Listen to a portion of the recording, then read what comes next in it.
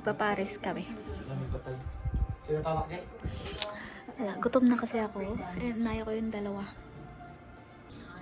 So, let's go eat pares! Dito, nakaalis na kami and looking for parisan kami kasi nga gutom na ang mga tao and nilalamig na sa biyahe na ito.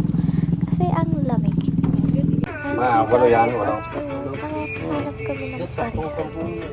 So, yun, umorder na kami para kami ay makakain at tatumba ang phone.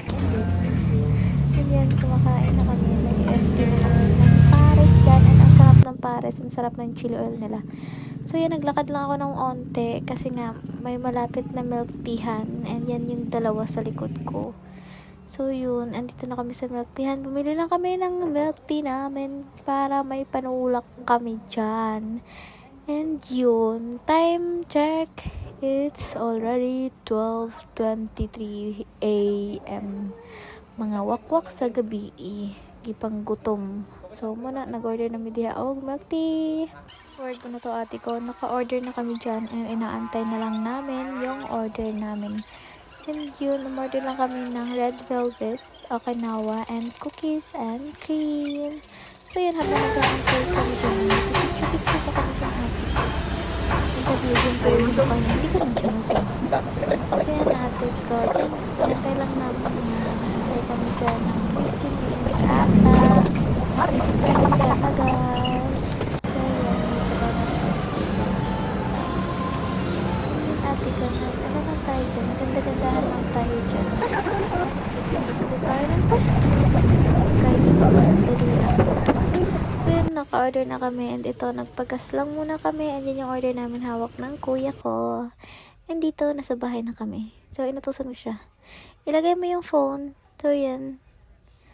So, yan, nandiyan na kami sa bahay na yan. And yan, nanonood-nood kami dyan habang umiinom ng milk tea namin. Kasi tinake out namin yung milk tea.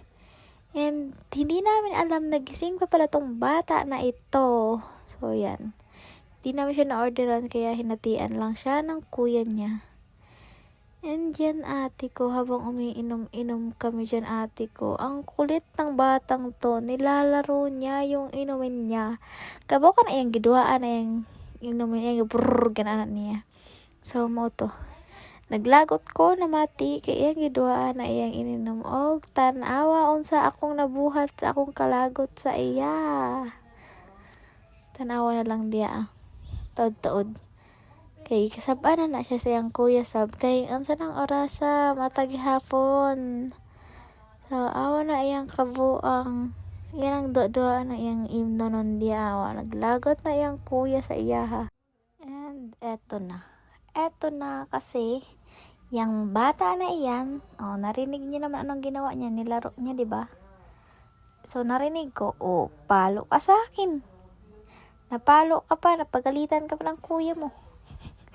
So, yan. Napagalitan siya, kasi nilaro niya yung inumin. Hindi naman nilalaro yung inumin. So, yan. Pinatapos na yan siya ng kuya dyan sa inumin. So, yun lang. Bye-bye!